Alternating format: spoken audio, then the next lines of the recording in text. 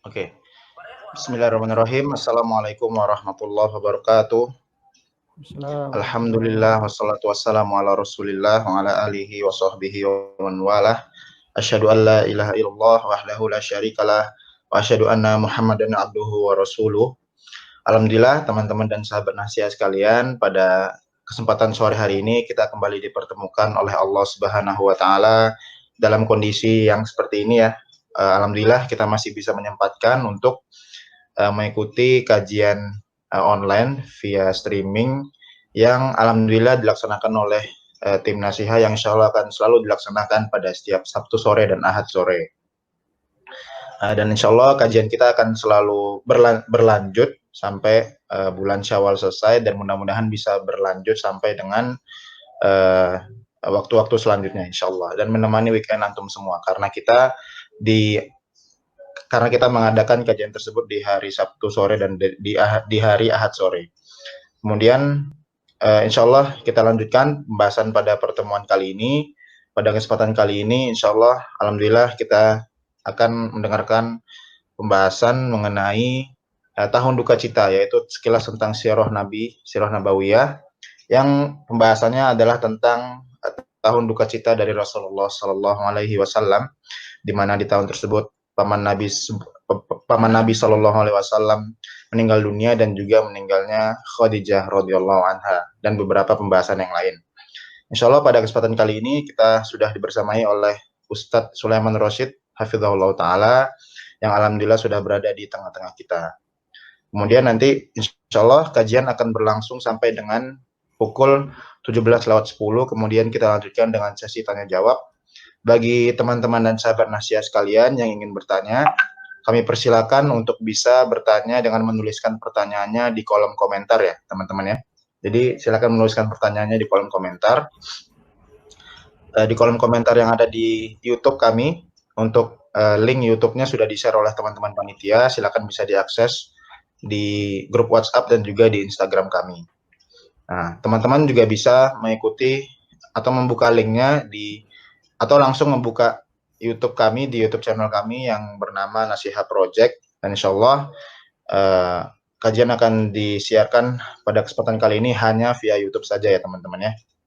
Kemudian bagi teman-teman yang mungkin agak malu-malu untuk bertanya langsung ya di live chat di YouTube, bisa langsung bertanya ke kontak panitia kami ke WhatsApp 0896 15 15 4470. Baik, seperti itu saja.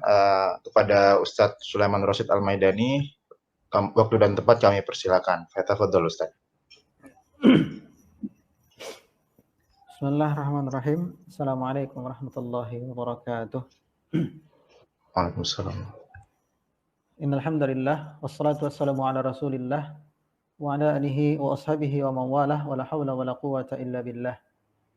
Allahumma salli wa sallim ala nabiyyina al-Mustafa Rasulillah sallallahu alaihi wa ala alihi wa sahbihi wa sallam, amma ba'd. Ikhwah fi din wa fillah, azzamallahu wa iyyakum jami'an. Pujian tertinggi kita berikan kepada Allah Azza wa Jalla, yang mana Allah sangat layak untuk dipuji dengan pujian yang paling mulia, sebagaimana kita mengucapkan subhanallah. Kemudian salawat dan salam kepada kekasih kita Rasulullah sallallahu alaihi wasallam, yang atas izin Allah kemudian usaha beliau, nikmat Islam dan nikmat sunnah ini sampai di tengah-tengah kita sekalian. Kemudian di kesempatan kali ini pula kami menjadi perpanjangan tangan dari pihak-pihak terkait, mengajak kepada segenap rekan-rekan sekalian untuk senantiasa stay at home, tetap di rumah, kecuali keluar untuk sesuatu yang memang sangat-sangat urgent, tidak bisa dikerjakan di rumah. Kemudian janganlah kita mencela mereka-mereka yang keluar rumah dengan tujuan untuk mencari nafkah, kecuali Anda sanggup untuk memberikan pengganti yang sepadan dengan apa yang biasa dia peroleh. Kemudian kita doakan para tenaga medis agar tetap diberikan kesabaran dalam mengedukasi masyarakat, kemudian merawat pasien, meneliti virus, dan membatasi pandemi agar tidak mewabah lebih besar. Tak lupa pula kita selipkan doa-doa terbaik kita kepada Allah Azza wa Jalla kepada para amir kita, kepada para pemimpin kita, agar mereka senantiasa menyayangi kita sebagai rakyat, agar mereka senantiasa ingat amanah berat yang mereka emban akan dihisab oleh Allah Azza wa Jalla. Maka dari itu, daripada kita sibuk untuk terus-menerus mengumpat, mencaci maki, menjelek-jelekkan mereka di muka umum, di halaman publik, maka yang lebih baik adalah kita angkat tangan kita ke langit, berdoa kepada Allah agar Allah kiranya membuka hati, membuka mata para pemimpin kita untuk senantiasa melindungi rakyatnya, ya, untuk senantiasa memberikan terbaik kepada rakyatnya. Baik, rekan-rekan sekalian, insyaallah taala di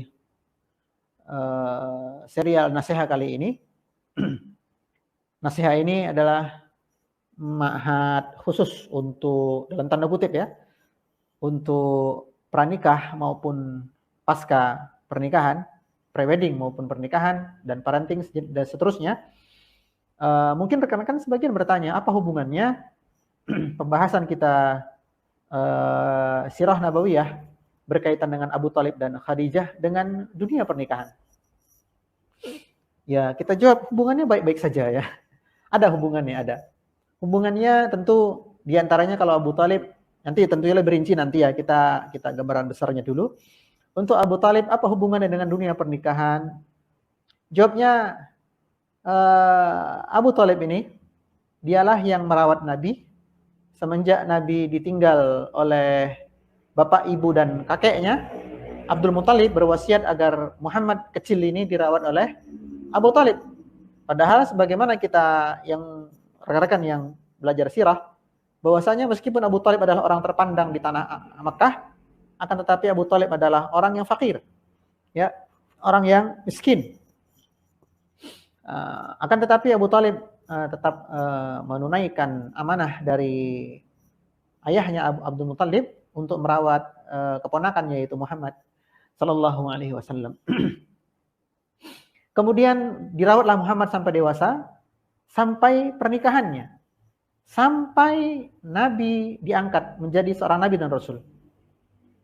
Hingga detik-detik kematiannya Abu Thalib, Nabi pun datang. Nah, jadi nanti ada pelajaran yang kita petik seputar kisah Abu Thalib, kaitannya dengan pernikahan. Kemudian juga dengan Khadijah. Ini jelas, rekan-rekan saya yakin tahu apa kaitan kajian pranikah dengan kisah Khadijah. Ya, bahwasanya nanti di kisah Khadijah ini kita akan belajar tentang poin yang pertama, yaitu bahwasanya wanita juga memiliki perasaan dalam tanda kutip suka dengan lawan jenis, dengan laki-laki. Sebagaimana kita laki-laki curi-curi pandang, ya, stalking, mencari-cari berita dan info, tahu deg-degser melewati wanita.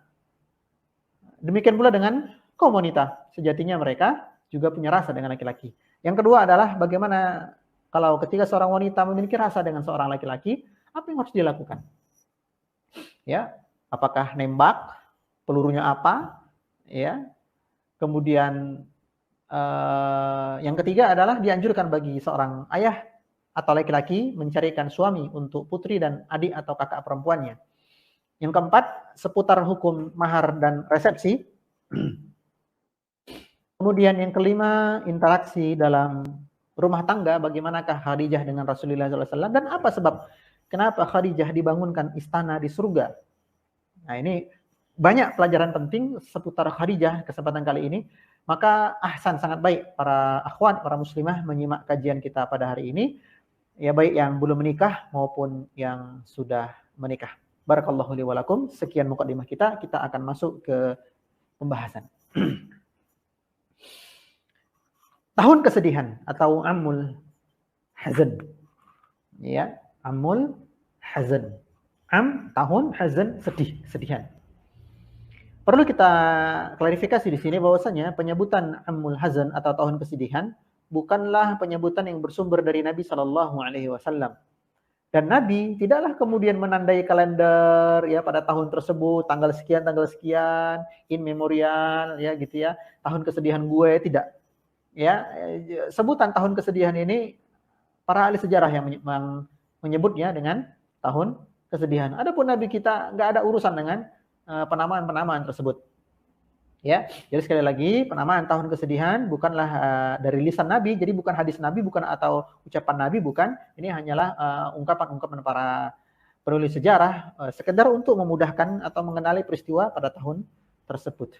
Ya, nah peristiwa ini terjadi 3 tahun sebelum hijrah.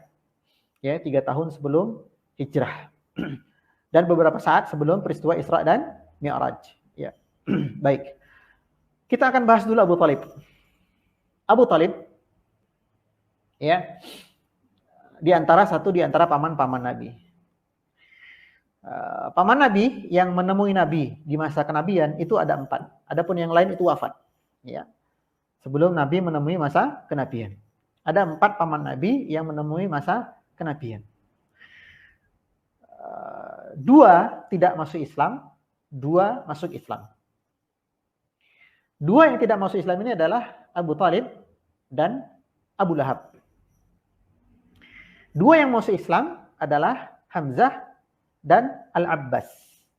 Hamzah dan Al-Abbas. Sebagian ahli sejarah memberikan faedah sedikit faedah dari hal ini, yaitu ada hikmah khusus mungkin dalam tanda kutip. Kenapa Hamzah dan Al-Abbas itu paman Nabi yang masuk Islam, sementara Abu Lahab dan Abu Talib itu tidak masuk Islam? Ya, ternyata meskipun ini didhaifkan oleh sebagian ulama yang lain, yaitu berkaitan dengan nama. Ya, berkaitan dengan nama. Hamzah namanya bagus. Al-Abbas namanya bagus. Sementara ya Abu Lahab, ya Abu Lahab namanya. Abu Lahab, Abdul Uzza. Ya, nama dari berhala. Nama dari berhala. Maka inilah pentingnya pemilihan nama. Karena semakin sering nama kita dipanggil, dalam tanda kutip pepatah mengatakan nama adalah doa. Nama adalah doa. Ini bukan hadis ya, bukan hadis, tapi hanya ungkapan. Nama adalah doa. Bisa jadi di sinilah hikmah kenapa Hamzah dan Abbas masuk Islam, sementara Abu Talib dan Abu Lahab tidak masuk Islam. Salah satu sisinya adalah lihatlah nama mereka. Lihatlah nama mereka. Maka rekan-rekan sekalian ya, hendaklah nanti kalau sudah menikah, pilihkanlah nama-nama yang indah dan syar'i. Nah, nama-nama yang indah dan syar'i. Untuk siapa? Untuk anak keturunan kita. Ya, jangan hanya gara-gara pengen ngetren, mengikuti apa yang sedang trendy, dikasih nama anak yang aneh-aneh. Misal Coronawati, ya. Kemudian karantina sah putri. Ya, ini kan mentang-mentang lagi COVID atau namanya Covidia. Ya, ini kan nggak baik gitu ya.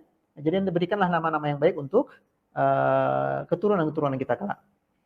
Tentunya masalah detailnya bisa rekan-rekan cari di secara online atau di buku-buku karangan para ulama, ya. Bagaimanakah memilihkan nama-nama yang baik untuk putra dan putri kita. Lalu bagaimana Ustadz kalau ternyata namanya nama yang keliru, apakah dianjurkan untuk diganti? Maka kami jawab, apabila kekeliruannya fatal sampai masalah akidah, maka diganti. Ya, misal namanya diambil dari Al-Qur'an nih. Lahir laki-laki, dikasih nama musyrikun. Wah, ini kan bahaya. Ya, nah, diganti, ya, diganti. Ketika ada kemungkinan untuk mengganti, diganti. Ya. Adapun mitos keabotan jeneng, ya, keberatan nama, maka ini sebatas mitos. Wallahu a'lam. Baik. Ketika Abu Talib sudah mendapati Muhammad ini beranjak remaja, ya, diajarkan berdagang, diajarkan cara survive, bertahan hidup. Kemudian singkat cerita Muhammad pun menikah. Kemudian Muhammad diangkat menjadi ibn Rasul. Di sini peran Abu Talib sangat besar. Selain sebagai pengasuh, Abu Talib juga sebagai bodyguard. Ya, pelindung Nabi kita sallallahu alaihi wasallam. Dari siapa? Dari kekejaman orang-orang kafir Quraisy. Dari kekejaman orang-orang kafir Quraisy. Yang mana Abu Talib beberapa kali didatangi oleh Abu Jahal, Al-Walid bin Mughirah untuk negosiasi, di antaranya negosiasi untuk ditukar Muhammad dengan Al-Walid bin Mughirah. Ya, ditukar guling. Kemudian agar Muhammad menghentikan dakwahnya atau terjadi pertumpahan darah dan jenisnya, ya Abu Thalib senantiasa pasang badan untuk melindungi Nabi kita Shallallahu Alaihi Wasallam. Hingga momen ketika pemboikotan, embargo, ya pemboikotan, qat'un, ya pemboikotan, yaitu tatkala orang-orang kafir Quraisy bersepakat untuk memboikot 3 suku, Bani Abdi Manaf, ya, Bani Hashim, Bani Al-Muttalib, di boikot agar tidak bertransaksi, tidak berbicara, kemudian tidak memberikan bantuan, tidak menikahkan anak cucu mereka dengan 3 suku ini. Selama 3 tahun embargo ini berlangsung, Abu Thalib yang memang sudah tua usianya, ditambah lagi pemboikotan ini, maka fisiknya semakin lemah. Hingga kemudian didapati, ya Abu Thalib sakit, maka Nabi kita SAW datang untuk menjenguk. Ternyata ketika Nabi kita datang ke rumah Abu Thalib, di dalamnya sudah ada siapa? Sudah ada Fir'aunnya umat ini, yaitu Abu Jahal, beserta Abdullah bin Abi Umayyah. Abdullah bin Abi Umayyah ini unik. Dari sisi ibu dia bersaudara dengan Nabi kita Shallallahu Alaihi Wasallam. Ya, dari sisi ayah dia bersaudara dengan Abu Jahal. Ternyata dia lebih memilih dekat dengan Abu Jahal daripada Nabi kita Shallallahu Alaihi Wasallam. Maka ketika Nabi datang, ya mendapati pamannya sekarat, maka Nabi kita Shallallahu Alaihi Wasallam mencoba untuk mentalkin paman beliau. Apa kata Nabi kita? Ya ammi, qul la ilaha illallah kalimatan uhajju laka biha indallah. Wahai pamanku, ucapkanlah la ilaha illallah. Sebuah kalimat yang akan aku jadikan hujjah untuk membelamu nanti di hadapan Allah Subhanahu wa taala. Nah, dari sini kita bisa mengambil pelajaran, yaitu kepada rekan-rekan sekalian yang hari ini dibantu kuliahnya, dibantu hidupnya oleh orang tua atau oleh paman, Pak Le, Pak D, Bule, Bude, oleh tetangga atau oleh siapapun itu, kuliah Anda, ya, kemudian uang SPP, biaya hidup dan lain-lain, diberikan motor, laptop dan sejenisnya, HP, dikirimin pulsa, ya, maka hendaklah Anda ingat baik-baik jasa mereka. Ya, ingat baik-baik jasa mereka. Balaslah dengan balasan yang lebih baik daripada apa yang pernah kita terima. Atau setidaknya sama, atau setidaknya doakan mereka kebaikan. Nah, di antara cara berbuat baik kepada mereka adalah datang menjenguk mereka ketika mereka sedang sakit. Meskipun mereka seorang yang kafir, misal paman kita. Apalagi biasanya Anda, kalau sudah menikah, karena sudah menikah, ya tersibukkan dengan urusan pekerjaan, suami, istri, nggak sempat menjenguk orang-orang yang pernah berjasa dengan kita. Terutama orang tua. Ya, maka nanti ketika Anda sudah menikah, ya terutama laki-laki, ya, siapapun Anda, kedudukan Anda di posisi apapun background pendidikan Anda, apapun pekerjaan Anda, di sebuah perusahaan Anda menjadi atasan yang paling tinggi, tetaplah Anda adalah budak daripada orang tua Anda. Maka ketika berhadapan dengan orang tua Anda, campakkan semua gelar Anda ke tong sampah. Ketika Anda berhadapan dengan orang tua Anda, buang jauh-jauh kursi jabatan Anda. Ketika Anda berhadapan dengan orang tua, semua prestasi-prestasi Anda sembunyikan di balik kantong. Jadilah budak di hadapan mereka. Ingat jasa-jasa mereka. Meskipun mereka adalah orang kafir, na'udzubillah. Ya, kemudian bagaimana kalau ternyata mereka sakit? Apakah boleh menjenguk? Kita jawab boleh. Ya, boleh menjenguk, ya, paman kita atau orang tua kita yang na'udzubillah kafir, mereka sakit, boleh kita jenguk. Namun dengan catatan kita menjenguk bukan hanya karena lah ini orang kepenak, ya, nggak enakan, tidak. Kita menjenguk mereka karena apa? Karena ada urusan dakwah. Ya, kita jenguk mereka dalam misi dakwah, bukan semata-mata nggak enakan. Ya, ada urusan dakwah. Dan tidak ada jasa yang paling baik Anda balas untuk orang tua atau paman keluarga Anda yang kafir non-muslim, melebihi Anda menjadi jembatan hidayah bagi mereka. Maka jangan sampai kesibukan-kesibukan Anda dengan pernikahan ya melupakan Anda untuk mendakwahi keluarga besar Anda, Siapa tahu Pak Le Anda, Bude Anda, orang tua Anda mendapatkan hidayah sunnah lewat tangan Anda. Dan inilah balasan yang paling besar di dunia. Ya, bukan Anda belikan mereka mobil, oke itu baik kalau mereka memang membutuhkan. Anda belikan rumah, oke baik memang kalau mereka butuh dengan hal tersebut. Akan tetapi pemberian terbaik kepada mereka adalah ketika Anda menjadi jembatan hidayah, mereka mengenal Islam atau mereka mengenal sunnah-sunnah Nabi kita Sallallahu Alaihi Wasallam. Ya, nah ini faedah pernikahan dari kisahnya Abu Thalib. Baik, kita akan masuk ke kisah yang kedua, yaitu kisahnya Khadijah. Kisahnya Khadijah. Sebentar ya, skip duluan sebentar.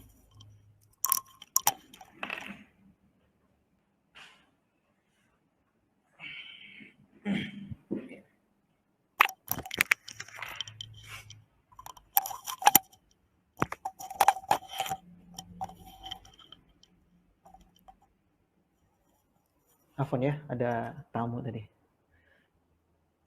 Baik, kita lanjutkan lagi. Bahasan yang kedua yaitu Khadijah radhiyallahu anha. Khadijah radhiyallahu anha. Bagaimana kisah terkait dengan wanita teristimewa sepanjang masa ini? Wanita paling istimewa sepanjang masa. Perlu rekan-rekan ketahui bersama bahwasanya ada 4 wanita terbaik sepanjang masa, katanya Nabi kita Shallallahu Alaihi Wasallam.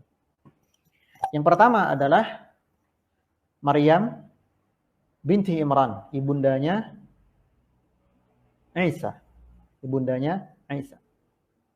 Mohon maaf, yang pertama adalah Asiyah, istri dari Fir'aun. Yang kedua adalah Maryam binti Imran. Yang ketiga adalah Khadijah, dan yang keempat adalah Fatimah binti Rasulullah Sallallahu Alaihi Wasallam. Nah, bagaimanakah kisah pernikahan Nabi kita dengan Khadijah dan apa ibrah-ibrah yang bisa kita petik dari pernikahan sampai wafatnya Khadijah ini? Baik. Sebagaimana dijelaskan dalam buku-buku sejarah bahwasanya Khadijah adalah seorang wanita yang kaya. Dia saudagar, dia pebisnis, ya. Dengan cara dia menitipkan barang-barang dagangannya kepada seseorang atau beberapa pihak, kemudian dijual belikan. Kemudian untungnya dibagi. Ditambah juga Khadijah adalah seorang wanita yang cantik. Kemudian berkedudukan mulia, sehingga banyak waktu itu para lelaki yang mencoba untuk melamar Khadijah. Dan Khadijah adalah janda waktu itu, ya. Akan tetapi belum ada waktu itu laki-laki yang benar-benar bisa mengetuk pintu hatinya Khadijah. Hingga terdengarlah olehnya seorang laki-laki yang sangat ulet, ya, jujur, rajin, profesional, bagus hasil kerjanya. Maka Khadijah penasaran dengan prestasi si laki-laki ini. Dicarilah orang tersebut yang bernama Muhammad oleh pembantu beliau yaitu Maisarah. Faedah Maisarah di sini adalah laki-laki. Ya, tapi kalau Sarah ini perempuan, tapi kalau Maisarah ini laki-laki. Maka jangan sampai nanti Anda punya anak perempuan lahir dikasih nama Maisarah, tomboy nanti dia. Tidak setiap yang berujungan ta marbutah itu nama perempuan. Hamzah nama laki-laki. Khuzaimah nama laki-laki. Muawiyah nama laki-laki. Termasuk juga Maisarah nama laki-laki. Nah, ini kembali ke hukum nama tadi ya. Jadi sekali lagi sebelum memberi nama anak kita, carilah buku-buku yang menjelaskan tentang cara memberi nama anak sesuai aturan agama Islam. Baik. Maka Maisarah kemudian menemui Muhammad untuk menyampaikan tujuan dari majikannya. Muhammad tertarik untuk perdagangan ini, sehingga kemudian belum pernah Khadijah memberikan harta dagangnya sebanyak 2/3. Biasanya 1/4, 1/5. Ya, tapi untuk kali ini Khadijah dengan berani memberikan stok dagangan itu sebanyak 2/3 kepada Muhammad sallallahu alaihi wasallam. Maka ini Maisarah pun terheran. berani bener nih majikan saya, padahal ini baru kenal, ya. Namun karena Khadijah mendengar berita-berita yang baik seluruhnya tentang Muhammad, dia percaya. Tapi Khadijah bukanlah wanita, mohon maaf dari teman kutip, wanita yang bodoh. Ya, diamanahkan harta nggak dilepas begitu saja. Ini Maisarah, disuruh ikut. Ya, berdagang dengan Nabi. Sekaligus memperhatikan bagaimana cara Nabi berdagang dan jiwa amanahnya seperti apa. Selang berapa waktu kemudian Muhammad kembali ke Mekah dengan membawa keuntungan yang belum pernah didapatkan Khadijah sebelumnya. Kemudian Khadijah bertanya lagi kepada Maisarah, bagaimanakah kepribadiannya si Muhammad ini? Maka Maisarah menjelaskan secara rinci, detail, karena Maisarah seperjalanan. Nah, ini ada perkataan Umar bin Khattab yang patut kita catat baik-baik. Bagaimanakah cara mengetahui baik tidaknya seseorang? Jawabannya pada 3 kondisi. Pertama, engkau pernah satu atap dengannya. Pernah satu atap dengannya. Nah, ini bagi yang rekan-rekan mau menikah ya, untuk ngecek jodoh, calon jodohnya itu seperti apa, bertanyalah sama orang yang pernah satu atap dengannya.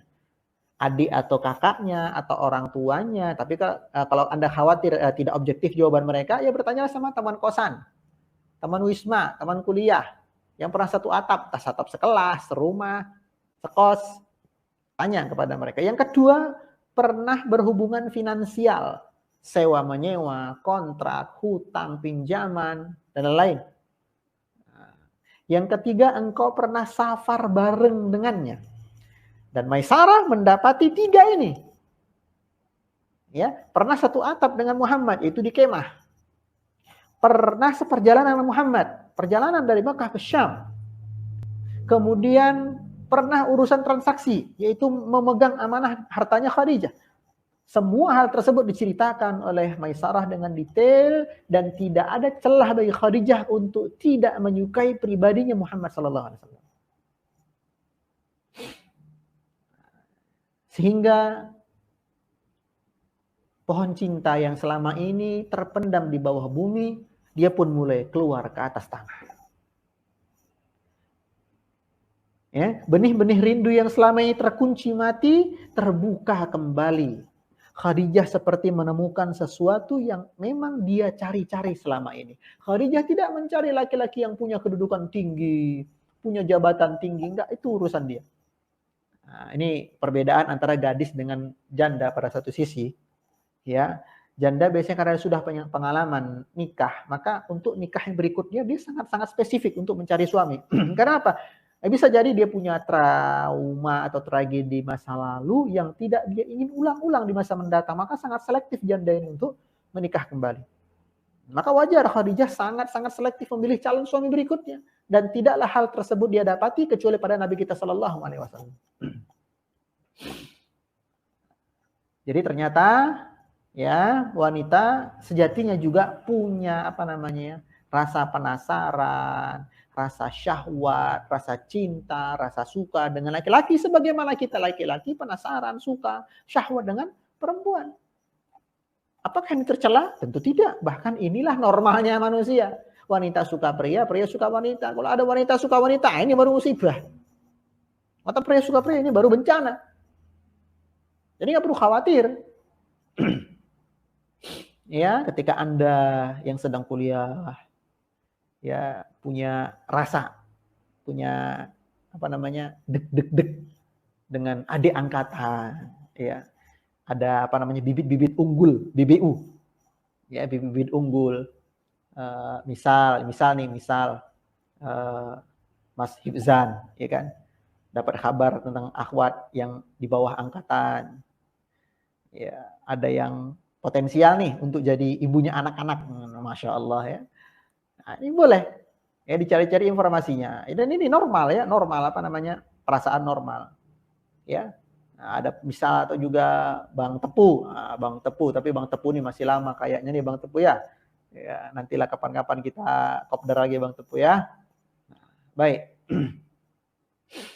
Ini bahwasanya wanita juga punya rasa dengan laki-laki. Lalu gimana Ustadz kalau kami falling in love? Ya, itu tuh cinta dengan lawan jenis. Maka langkah pertama yang harus Anda lakukan ketika Anda falling in love, ketika Anda memiliki rasa sesuatu dengan seseorang, ya, langkah pertama yang harus Anda lakukan adalah berdoa kepada Allah. Berdoa kepada Allah.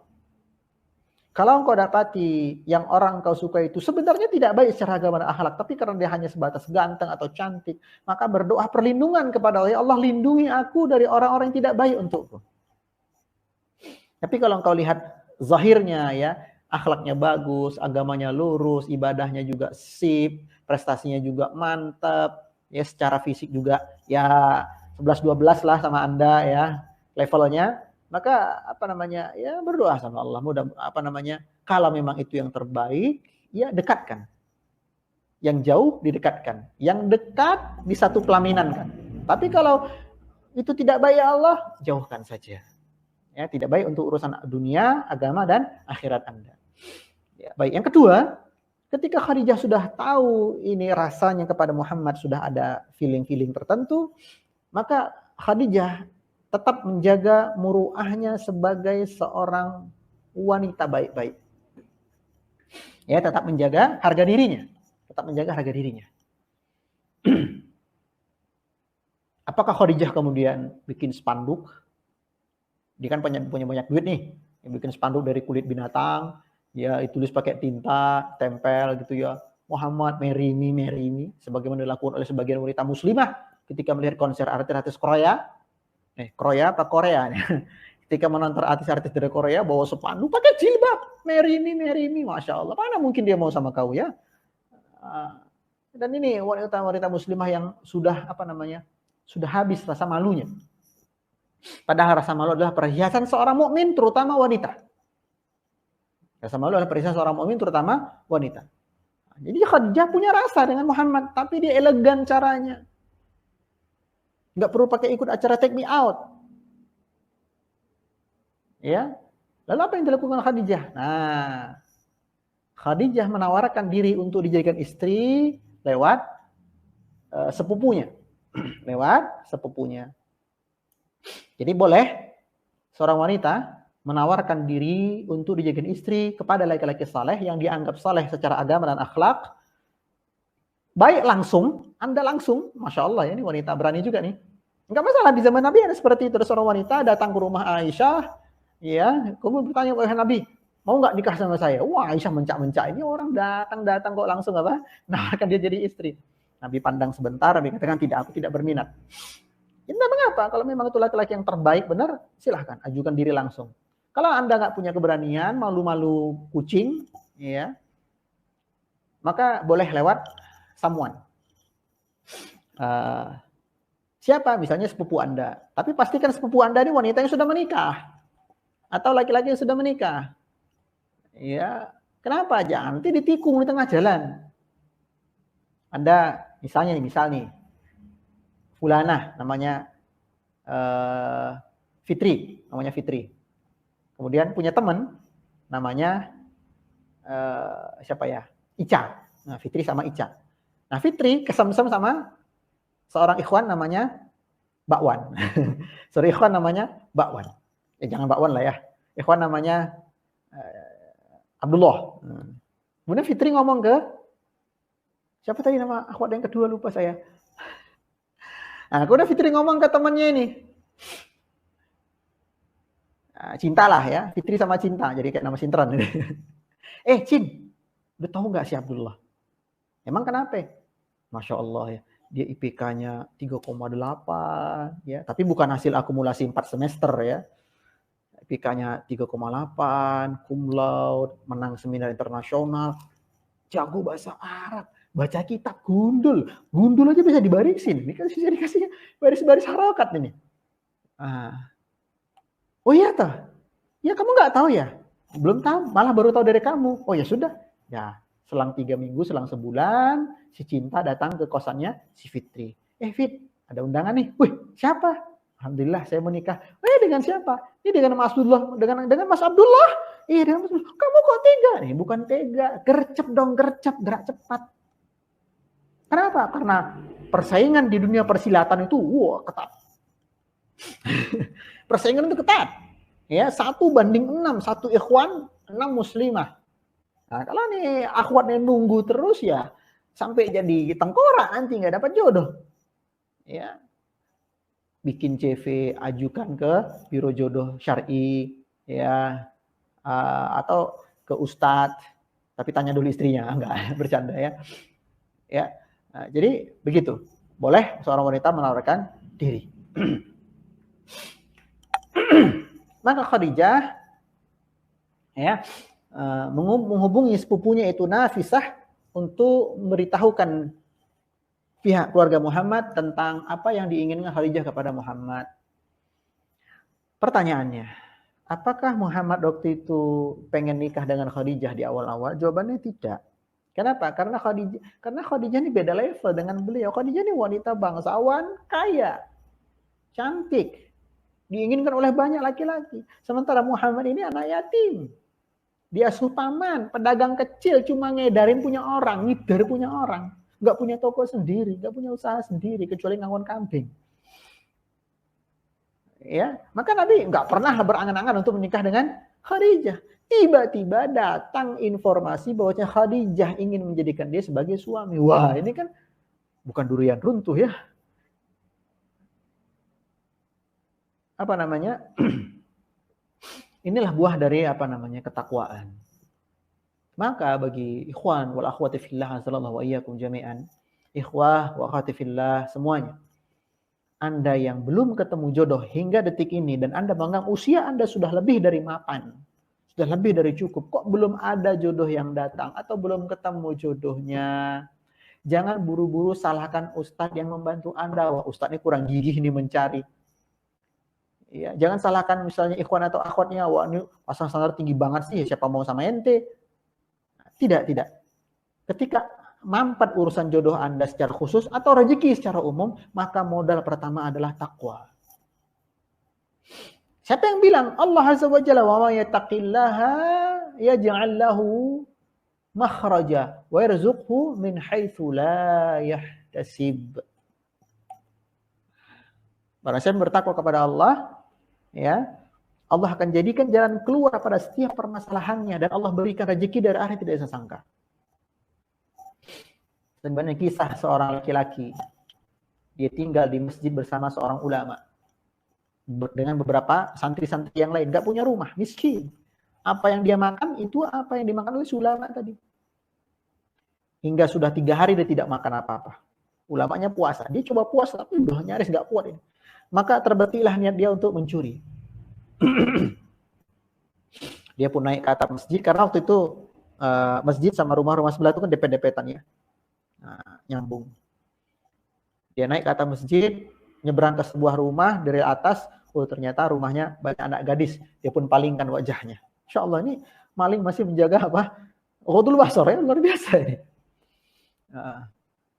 Kemudian lewat lagi sebuah rumah, ternyata rumahnya kosong melompong, anak yatim kosong, nggak ada apa-apa. Ini rumah ketiga, dia dapati rumahnya kosong, tapi ada bau-bau rebusan sesuatu, masakan sesuatu. Maka dia masuk, lompat, ya, masuk ke ruang makan, dia dapati di situ ada panci yang sedang direbus di dalamnya terong. Maka karena saking laparnya dia, ya, dia gigitlah terong tadi 1 kali gigitan. Namun di gigitan pertama itu pula rasa khasyah, khauf muraqabatullahnya hadir. Apa kata dia? Bagaimana mungkin aku sudah sanggup bertahan selama ini bermaksiat, kok kali ini demi terong aku melanggar perintah Allah Azza wa Jalla. Maka dia masukkan terong tadi ke panci, lalu dia muntahkan apa yang di mulutnya ke lantai. Dia pun naik ke atas, kembali ke masjid sambil menahan rasa lapar. Gak berapa lama datang seorang perempuan menemui ulama ini, kiai ini. Perempuan ini berkata, tolong carikan saya suami. Saya menjanda, saya pendatang di sini. Tidak ada keluarga saya sama sekali, saya takut diganggu orang. Maka syekhnya perhatikan di antara murid-muridnya. Terlihatlah murid yang tadi.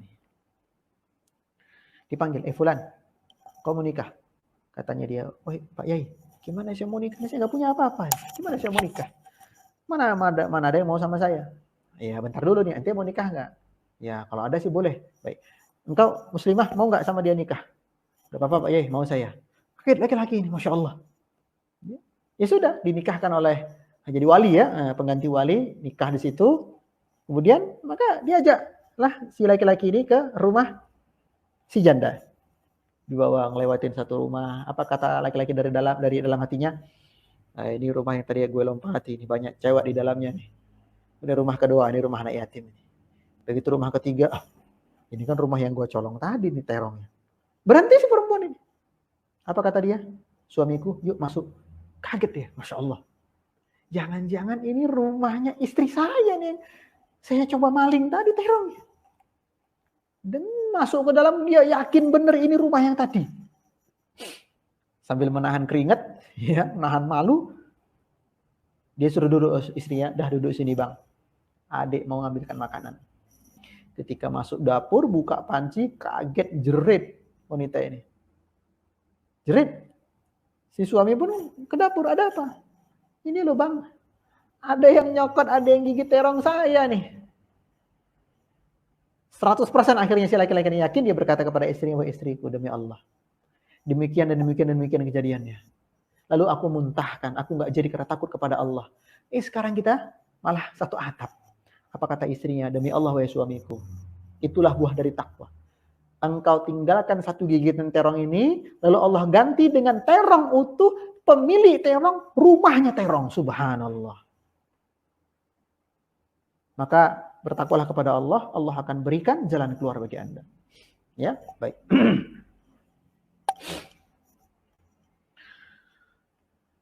Jadi boleh ya seorang akhwat menawarkan diri lewat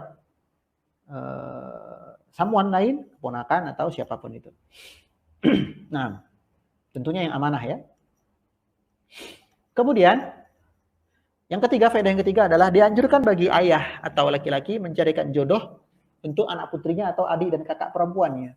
Sebagaimana kisah Ashabul Madyan, yaitu Nabi Syuaib, tatkala dia berkata kepada Musa, qala inni uridu an unkihaka ahdab natayya hataini ala an ta'jurani thamani hijaj. Apa kata Syuaib berkata kepada Musa, sesungguhnya aku bermaksud ingin menikahkan engkau dengan salah seorang anak perempuanku ini. Masya Allah. Nah ini salah satu tugas besar orang tua, ayah terhadap anak perempuannya, bukan menjadikan anak perempuannya sekolah tinggi-tinggi sampai keluar negeri keluar angkasa, bukan itu. Sehingga terlambatlah jodohnya, ya usia 34 baru ngubungi Ustadz tolonglah carikan, tapi Ustadz yang masih single, ya susah lah. Ya, prestasi tertinggi seorang wanita itu menjadi istri dari laki-laki yang saleh, menjadi ibu dari anak-anak yang saleh dan salehah. Nah, jangan tunda nikah Anda ketika memang usia sudah pas. Ya, wallahu a'lam. Jadi wahai para ayah, ya jangan sibukkan anak Anda dengan mengejar gelar-gelar yang tak terpakai nanti. Tugas utama Anda adalah memastikan dia mendapatkan jodoh yang baik. Inilah yang dilakukan oleh Hasan al-Basri. Hasan al-Basri dia punya anak gadis cantik. Lalu dilamar oleh putranya khalifah, Masya Allah. Diterima nggak nih? Bapak-bapak, ibu-ibu, kalau Anda punya anak gadis dilamar oleh putri gubernur, putri presiden, putri wali kota, putra wali kota, putra gubernur. Ini putra khalifah, pemimpin muslimin tertinggi waktu itu, sedunia.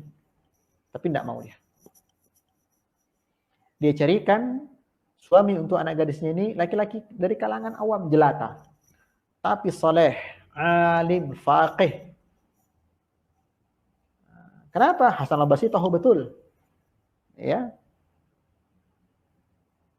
Kullukum ra'in wa kullukum mas'ulun an ra'iyati. Setiap kalian adalah pemimpin. Seorang ayah adalah pemimpin bagi anak-anaknya, terutama anak putrinya, akan ditanya oleh Allah Azza wa Jalla, termasuk diantaranya, sudahkah engkau carikan jodoh yang baik untuk anak putrimu?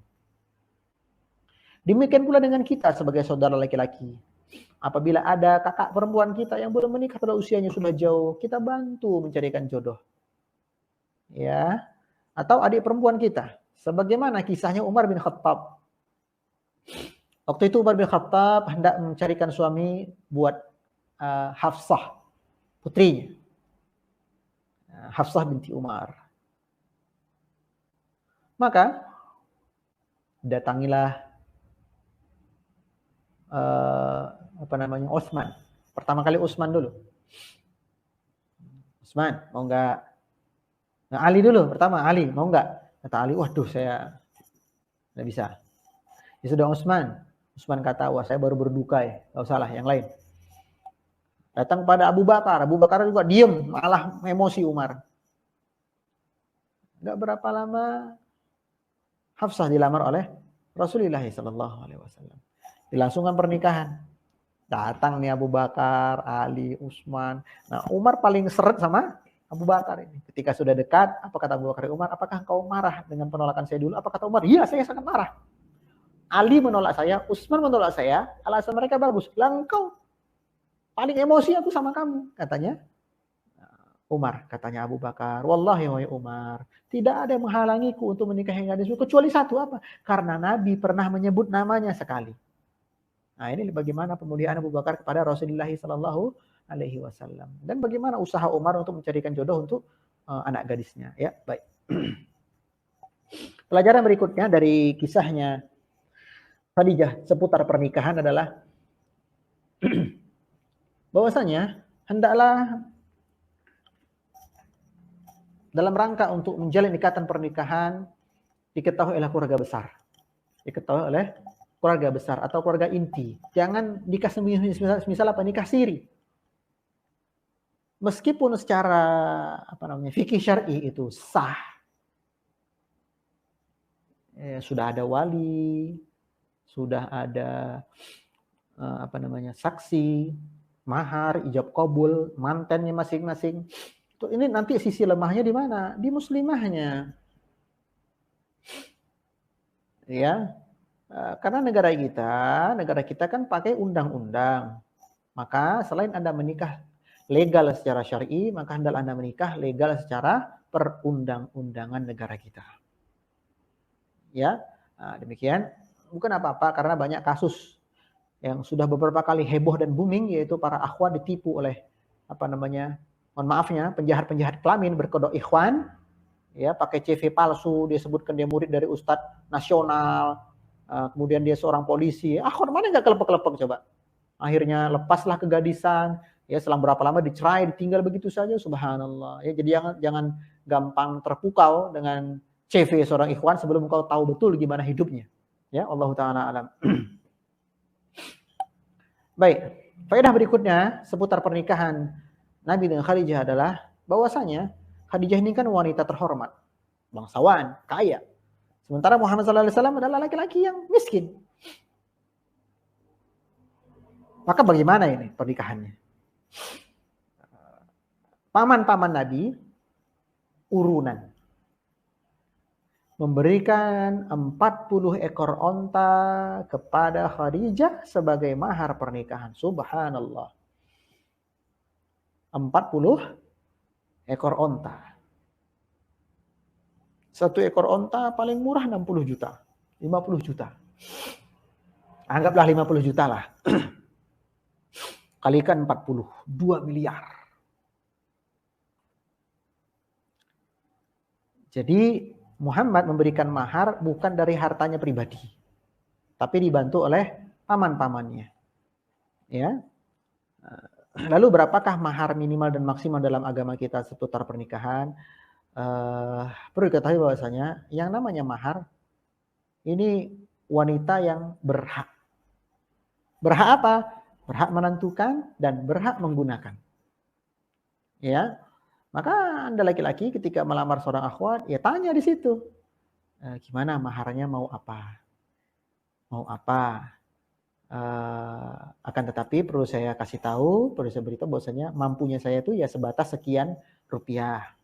Karena ya saya bukan orang kaya, yang kaya itu orang tua saya, kalau saya tidak, misalnya begitu ya Anda jelaskan keadaan Anda. Nggak usah pura-pura kaya. Ya, jelaskan keadaan Anda apa adanya. Silahkan maunya berapa, bentuknya apa, tapi saya kira-kira mampunya ring sekian sampai sekian. Tanya si calon perempuan. Kemudian sebaik-baik wanita adalah wanita yang paling mahal kemuliaan kehormatannya tapi paling murah maharnya. Saya ulangi. Di antara sebaik-baik wanita adalah wanita yang paling mahal kehormatannya, paling mahal kemuliaannya, tapi paling murah maharnya. Dia nggak bisa sembarangan itu terima inbox ikhwan. Ya, kecuali itu urusannya sangat urgent. Nah, kalau sekedar urusan udah sholat malam belum, blokir aja itu ikhwan cap bakwan itu. Ya, harga diri dia mahal, dia nggak mau dipacari, maunya dinikahi. Seburuk dia, kalau begitu di antara seburuk-buruk wanita sebaliknya. Harga dirinya murah, begitu mau dinikahi mintanya mahal. Ini subhanallah, udah bekas dipegang-pegang minta maharnya mahal pula. Inilah ruginya menjadi seorang laki-laki yang mengejar wanita yang tidak baik. Kejarlah wanita yang baik-baik. Wanita yang paham agama, dia menjaga harga dirinya. Untouchable, dia belum tersentuh laki-laki lain. Begitu mau dinikahi, maharnya murah, subhanallah. Bidadari dunia. Lalu berapa batas minimalnya? Karena ini masalah fikih ya. Saya lebih memilih pendapat. Batas minimalnya adalah sekira-kira hak benda tersebut masih bisa dimanfaatkan oleh si muslimah ini. Nah, makanya saya pribadi kurang setuju kalau mahar pernikahan sebatas hafalan surat-surat Al-Quran atau ayat-ayat Al-Quran. Karena tidak ada yang bisa diambil manfaat dari situ, kecuali maharnya mengajarkan istrinya juz 30 dengan irama nahwan atau bayati atau hijaz. Nah ini kan ada ilmu yang didapat, boleh. Tapi kalau saudara baca, maka saya kurang sepakat dengan hal ini. Wallahu a'lam, ini termasuk masalah perbedaan pendapat fikih, tapi ini pendapat saya. Ya. Kemudian berapa batas maksimalnya? Ya secara angka sih nggak ada. Cuman jangan salahkan laki-laki kalau mahar Anda terlalu tinggi, mereka akhirnya mundur teratur, bahkan lari terbirit-birit. Ya maharnya sih nggak usah macam-macam mas, satu aja. Apa itu? Rumah di perumahan misalnya di mana? Di Taman Palagan kalau Jogja ya. Perumahan di Taman Palagan atau di Timoho Asri, lengkap dengan furniturnya. Wah, ini cuma satu sih tapi isinya macam-macam. Ya, mudahkan mahar Anda. Wallahu a'lam. Kemudian resepsi. Nah, resepsi ya adakanlah walimah. Sebagaimana kisahnya Abdurrahman bin Auf. Ketika Abdurrahman bin Auf ini menikah, ini Rasulullah tanya. Abdurrahman bin Auf kan perantauan ya, muhajirin. Dapat istri orang Ansor, ada bekas parfum wanita di bajunya Abdurrahman. Tanya Nabi Abdurrahman, itu kan parfum perempuan, punya siapa? Kata Abdurrahman, istri saya. Sudah menikah? Sudah. Apa maharnya? Emas sebesar biji korma. Kata Nabi, aulim walau bisyatin. Adakanlah pesta pernikahan meskipun hanya sekedar memotong seekor kambing kecil. Jadi resepsi ya nasi tumpeng lah atau snack kotak. Apalagi ini lagi wabah corona. Ini nikah sangat gampil. Kenapa? Kan dilarang acara rame-rame kan. Maka ini kesempatan emas Anda untuk menikah wahai ikhwan. Ya, berburu nikah di musim corona ini. Kenapa? Karena ya mau ngadain resepsi nggak bisa. Jadi Anda bisa hemat. Ini cukup datang ke KUA, masalahnya ada nggak akhwat yang mau? Jawabannya ada. Tinggal Anda berani atau tidak menyetorkan CV Anda kepada saya. Masya Allah. Ya. Di tangan saya ada beberapa CV akhwat ini. Ya, jadi silahkan ikhwan-ikhwan, jadilah laki-laki sejati. Laki-laki sejati adalah laki-laki yang menghubungi ustadz dan mengetuk pintu rumah ayahnya, bukan mengetuk inbox akhwatnya ya. Nah, itu laki-laki banci itu. Laki-laki gentleman itu tanya ustadz, tanya bapaknya. Ya. Kemudian faedah berikutnya seputar pernikahan Khadijah dengan Nabi kita sallallahu alaihi wasallam adalah bagaimana interaksi Nabi beserta Khadijah di dalam berumah tangga. Ini yang sangat penting kita bahas, yaitu kenapa Nabi kita sallallahu alaihi wasallam sangat mencintai Khadijah. Yang jelas, kalau Anda ikuti kajian Sirah Nabawiyah, Khadijah memiliki banyak keutamaan sebagaimana dijelaskan dalam hadis-hadis Nabi kita sallallahu alaihi wasallam. Di antaranya bahwasanya Khadijah adalah wanita yang merupakan cinta pertama Nabi. Ada pepatah Arab mengatakan, Naqil fuadaka haitsu syi'ta minal hawa. Pindahkanlah hatimu kepada siapa saja yang kau mau. Famal hubbu illa lil habibil awal. Namun cinta sejati hanyalah untuk kekasih yang pertama.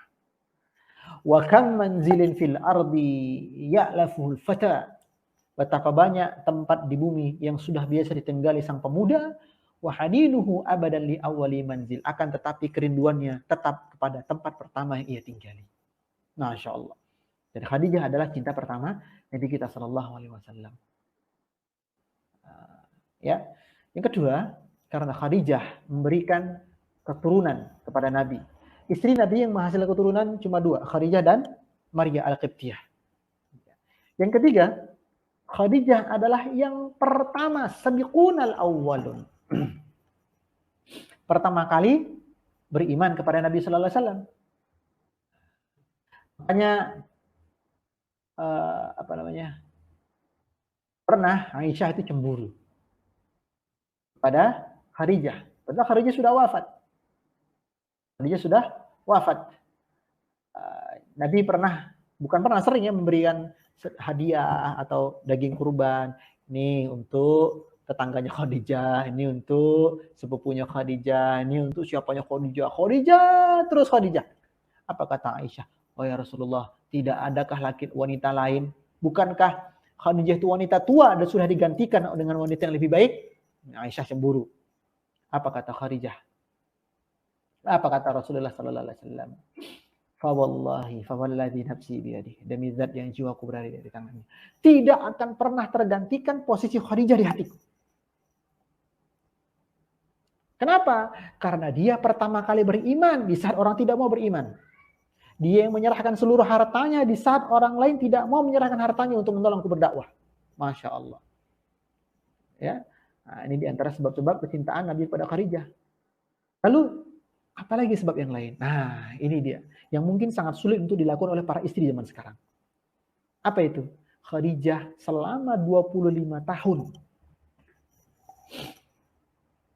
Selama 25 tahun berumah tangga dengan Rasulullah sallallahu alaihi wasallam, sekalipun Khadijah tidak pernah menaikkan volume suaranya setara dengan Nabi, apalagi melewati Nabi. Atau sebaliknya, Khadijah tidak pernah membuat Nabi harus menaikkan suaranya kepada Khadijah. Jadi Khadijah tidak menjadi pemicu Nabi naik suaranya, tidak. Makanya inilah menjadi tafsiran dan penjelasan para ulama ketika Khadijah memiliki keutamaan yaitu dibangunkan surga. Apa kata Nabi sallallahu alaihi wasallam? Abu Hurairah berkata, Ata Jibrilun Nabi sallallahu alaihi wasallam. Jibril datang mendatangi Nabi sallallahu alaihi wasallam. Kemudian faqala, Jibril berkata, Ya Rasulullah, hadhihi Khadijah. Wa Rasulullah, ini Khadijah. Qad atat ma'aha ina'un. Dia datang dengan membawa bejana. Fihi idamun aw ta'amun aw syarabun. Ya, di atas bejana ini ada kuah daging atau makanan atau minuman. Fa idza hiya atatka. Apabila telah sampai ia kepadamu, faqra 'alaiha salam, sampaikan kepadanya salam mir rabbiha wa minni, dari Tuhannya dan dariku. Wa basyirha, dan berikan kabar gembira kepada Khadijah bi baitin fil jannah, dengan sebuah istana di surga, min qasab. Apa arti qasab di sini? Al-Imam Ibnu Katsir dalam kitab beliau Al-Bidayah wa Nihayah. Kemudian Al-Imam Ibnu Hajar Al-Asqalani dalam kitab Fathul Bari Syarah Sahih Bukhari menjelaskan, qasab di sini adalah istana surga yang seluruhnya itu terbangun dari emas, perak dan mutiara. Masya Allah. Nah, semuanya terbangun dari apa? Emas, perak dan mutiara. Yang mana qasbun ini? La sahaba fihi wala nasab. Di dalamnya tidak ada suara keras dan tidak ada keletihan. Al-Imam Ibnu Katsir dan Al-Imam Ibnu Hajar menjelaskan apa maksud istananya Khadijah itu tidak ada suara keras. Karena Khadijah ketika di dunia tidak pernah membuat suasana rumah tadi sehingga Nabi terpaksa meninggikan suaranya. Atau Khadijah pun tidak pernah meninggikan suaranya setara dengan Nabi, apalagi melebihi suara Nabi. Perhatikan ya wahai Anda para istri. Nah, jangan sampai suara Anda melebihi suara istri Anda. Melebihi suara suami Anda. Setara aja nggak boleh, apalagi melebihi suara suami Anda. Atau tingkah laku Anda menyebabkan suami Anda menaikkan volume suaranya. Makanya saya katakan tadi, bukan karir tertinggi, ya bekerja di perusahaan tertentu untuk muslimah. Tidak, bukan itu. Karir tertinggi seorang muslimah adalah menyebabkan suaminya reda kepadanya. Reda kepadanya. Emang ada Ustaz rumah tangga yang tidak ada suara keras di dalamnya? Ini buktinya. Bukti lain apa? Rumah tangganya Imam Ahmad bin Hanbal. Tidak ada pertengkaran sama sekali. Betul, pertengkaran memang bumbu dalam rumah tangga. Tapi bukan berarti dicari-cari pertengkaran. Imam Ahmad berkata apa? 30 tahun aku menikah dengan istriku. Tak pernah kami berkelahi, berantem. Tidak pernah. Masya Allah. Kenapa? Karena masing-masing pihak saling mengalah. Bukan saling adu otot. Yang kedua, wala nasbun. Dan di dalamnya tidak ada keletihan. Kenapa? Karena ketika di dunia, Khadijah tidak pernah mengeluh. Padahal apa? Seluruh hartanya sudah habis untuk membantu dakwah Nabi. Di saat yang bersamaan, Khadijah juga harus merawat 6 anaknya. Di saat yang bersamaan, dia harus melindungi dan menjaga Nabi dalam berdakwah. Tapi Khadijah tidak pernah berkata kepada suaminya, bang, udahlah berhenti aja berdakwah, kerjalah. Mending kau bisnis saja. Fokus ke bisnis. Jangan berdakwah lagi. Kenapa? Aku capek di rumah ngurus anak, capek ngurus engkau. Harus lagi mendukung dakwahmu, habis hartaku tidak. Semua harta diberikan Khadijah. Ngurus anak, ngurus suami, ngurus rumah. Tidak pernah sekalipun Khadijah mengeluh dan mengatakan capek, letih. Tidak pernah. Al-jaza'u min jinsil amal. Balasan sesuai dengan perbuatan. Engkau muslimah yang ingin dapat istana seperti Khadijah, rumusnya cuma 2 ini. Jangan setarakan suaramu dengan suara suamimu. Dan jangan sekali-kali mengeluhkan keadaan kepada suami. Ini zaman di mana para wanita gampang minta cerai gara-gara himpitan ekonomi semata. Subhanallah. Padahal suaminya laki-laki yang saleh, menjaga sholat 5 waktu. Namun karena ekonominya sempit, minta cerai. Lalu menikah dengan laki-laki bejat, yang penting kaya. Inilah wanita yang tidak akan mencium bau surga. Meminta cerai pada suami karena bukan urusan yang sangat-sangat penting. Kalau misalnya suaminya berbuat KDRT, meninggalkan sholat, berbuat maksiat, ternyata suaminya gay, nah ini minta cerai. Tapi kalau suaminya taat beribadah kepada Allah, bertakwa, menjaga aturan-aturan agama Allah, ya tidak mau mencari yang haram, lalu terbatas rezekinya, jangan kau minta cerai. Surgamu di suamimu. Sebaliknya, ya, bagaimanakah perlakuan Nabi kepada Khadijah? Jawabannya Khadijah, Nabi kita itu nyaris tidak pernah mengeluarkan kata perintah kepada Khadijah. Apa yang beliau mampu kerjakan sendiri, kerjakan sendiri. Meskipun sah-sah saja beliau memerintah istrinya. Tapi beliau lakukan sendiri apa yang beliau mampu. Tapi Khadijah juga melihat, kok suami saya berbuat itu, ya sudah, saya bantu begitu. Betapa indahnya rumah tangga yang dihiasi rasa saling sadar. Oh iya, istri saya udah capek nih jagain 3 anak, mandiin, nyuapin, masak, macam-macam. Nah, saya yang nyuci. Betapa indahnya rumah tangga yang seperti ini. Ya. Nah, adapun masih jomblo ya bercandanya sama mesin cuci saja lah ya. Wallahu a'lam. Baik. Kemudian faedah terakhir yang bisa kita petik dari kisah Khadijah ini yaitu Nabi kita sallallahu alaihi wasallam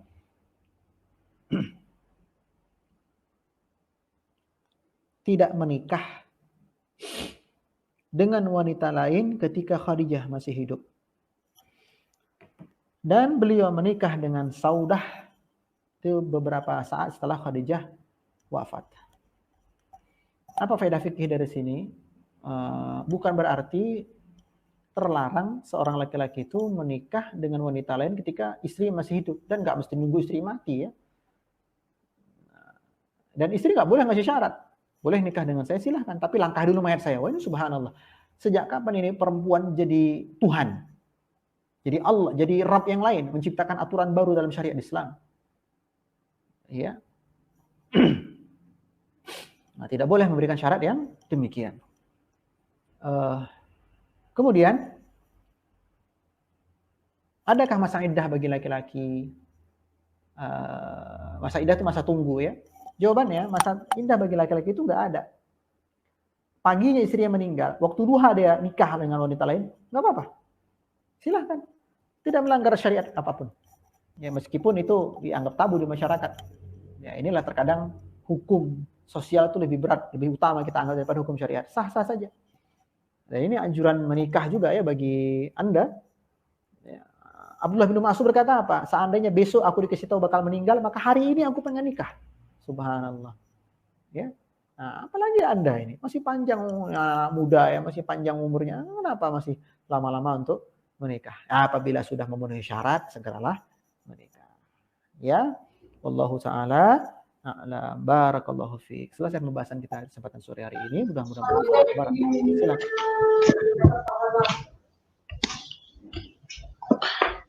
Baik, jazakumullahu khairan Ustadz atas materi yang telah disampaikan. Mudah-mudahan kita bisa mengambil faedah dan manfaat dari apa yang telah disampaikan oleh Ustadz. Masya Allah, ilmunya sangat bermanfaat sekali. Dan mudah-mudahan kita bisa menerapkannya dalam kehidupan kita sehari-hari. Baik, insya Allah kita lanjutkan Ustadz dengan sesi tanya jawab. Ya, sebelum Jadi, tanya jawab, saya minum dulu ya. sudah ada beberapa pertanyaan yang masuk. Sudah ada beberapa pertanyaan yang masuk ke kami, ke panitia via WhatsApp, dan juga ada yang bertanya via kolom live chat yang ada di YouTube. Saya mohon izin Ustadz, kami mohon izin untuk bertanya, untuk Ya, saya minum membacakan sebentar, ya. pertanyaan. Saya minum Gimana, sebentar. Ustadz? Oh saya iya, minum sebentar. Ya. Betul Ustadz. Kami ingatkan lagi ya teman-teman ya, untuk teman-teman dan sahabat nasihat sekalian, yang ingin bertanya bisa langsung WhatsApp ke nomor yang ada di running text di bawah, atau langsung menuliskan pertanyaannya di kolom live chat di YouTube. Insya Allah pertanyaan akan dijawab oleh Ustadz pada sore hari ini. Dan mudah-mudahan pertanyaannya bisa sesuai dengan materi kita ya teman-teman ya. Bisa sesuai dengan materi kita pada sore hari ini, dan mudah-mudahan pertanyaannya juga terjawab oleh Ustadz semuanya insya Allah. Kami ingatkan kembali untuk teman-teman yang belum follow sosial media kami, @nasiha_project, itu silakan bisa mengikuti via Instagram, dan juga ada channel YouTube kami yang ada di YouTube. Bisa dicari Nasiha Project, insya Allah di situ juga akan kami share mengenai info-info tentang kajian, kemudian poster dakwah, dan juga informasi mengenai donasi. Nah, Ustadz, Ana izin membacakan pertanyaannya via WhatsApp. Ada beberapa yang sudah masuk. Pertama dari Ikhwan. Bismillah Ustadz, ingin bertanya. Saya juga izin bercerita. Saya punya masalah yang cukup besar yang saya hadapi sekarang. Saya sudah berusaha bertakwa kepada Allah, namun ternyata masalah yang saya hadapi tak kunjung usai. Apakah ini ujian ataukah azab untuk saya? Karena saya pernah punya masa lalu yang kelam. Mohon nasihat dan kiat-kiat dari Ustadz agar saya bisa melewati ini semua dengan ikhlas. Syukron Ustadz. Iya. Saya teringat dengan salah satu statusnya Ustadz Badrus Salam, Abu Yahya Badrus Salam. Ada seorang ibu-ibu mengadu kepada Ustadz Badrus Salam. Ibu ini berkata, Ustadz, saya sudah ikhtiar dengan beragam pengobatan. Saya sudah berdoa kepada Allah, tapi saya nggak sembuh-sembuh. Udah 8 tahun saya nggak sembuh-sembuh. Apakah ini azab atau hukuman dari Allah atau apa? Terus saya sudah melatih takwaan, berdoa kepada Allah, nggak sembuh-sembuh. Lalu beliau bertanya kepada ibu ini, mohon maaf ibu, apakah ibu punya masa lalu yang tidak baik? Apa kata ibu ini? Iya Ustaz, lebih dari 12 tahun saya menjadi seorang wanita pelacur. Lebih dari 12 tahun saya menjadi seorang wanita pelacur. Maka Ustaz berkata, demi Allah ibu, 12 tahun ibu bisa bersabar di atas kemaksiatan. Ini baru 8 tahun ibu bersabar di atas jalan taubat. Masih ada 4 tahun lagi.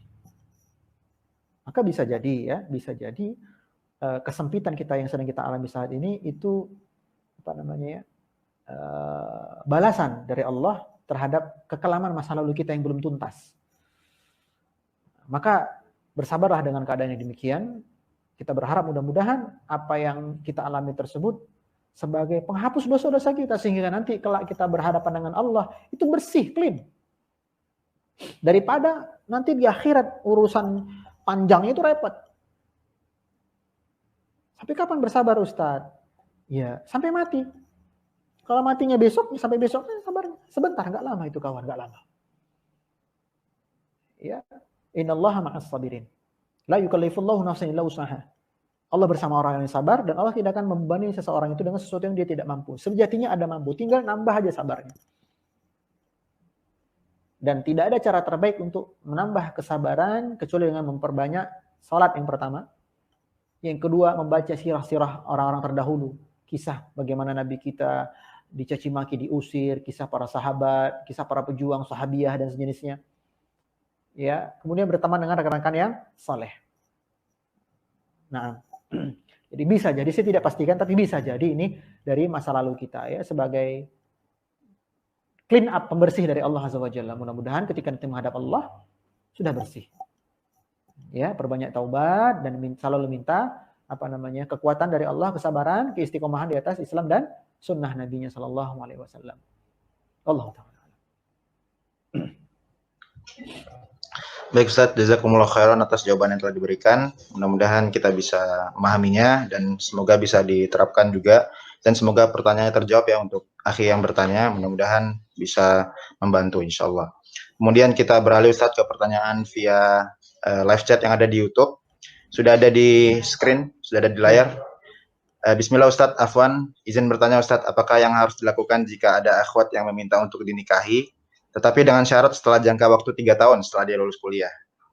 Fadhal Ustaz. Masya Allah ya. Ini nikah apa cicilan motor ini nih? 3 tahun itu sama kayak nyicil motor ini ya. Barakallahu fiik. Baik. Dia minta dinikahi tapi minta jangka waktu 3 tahun setelah dia lulus kuliah. Cari yang lain. Akhwat seabrek-abrek. Ini akhwat seabrek-abrek, masih banyak. Enggak cuma dia, dunia enggak selebar daun kelor. Jangan terkungkung dalam FTV. Ya, masih banyak wanita-wanita muslimah lain yang ingin segera dinikahi. Maka saya katakan tadi, stok di saya itu ada beberapa ini. Pengen segera dapat suami. Nah, kok nyari yang minta waktu 3 tahun. Ya. Iya kalau nyampe umurnya 3 tahun. Kalau besok mati nggak jadi deh. Rugi Anda dah nunggu-nunggu. Atau 2 tahun, 11 bulan, 20 hari coba. Nah, 2 tahun, 11 bulan, 20 hari. Tinggal 10 hari lagi si akhwat itu meninggal. Waduh, udah nunggu selama itu, ada akhwat-akhwat yang lain, Anda paling, Masya Allah, Anda berpaling, rugi.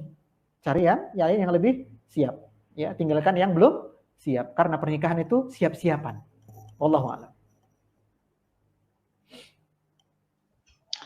Baik, jazakumullah khairan Ustaz atas jawabannya yang telah diberikan. Mudah-mudahan bisa menjawab ya pertanyaan akhi yang bertanya. Kemudian kita beralih kembali ke pertanyaan via WhatsApp. Ustadz, mohon nasihat untuk anak karena di kondisi pandemi saat ini mudah sekali futur dan bermaksiat karena kondisi yang selalu standby di rumah, tidak ke masjid dan juga jadi jauh dari majelis ilmu. Mohon nasihatnya Ustadz, jazakallah khairan. Iya. Ada sebuah anekdot, bunyinya begini. Anak muda plus waktu kosong sendirian, resultannya maksiat.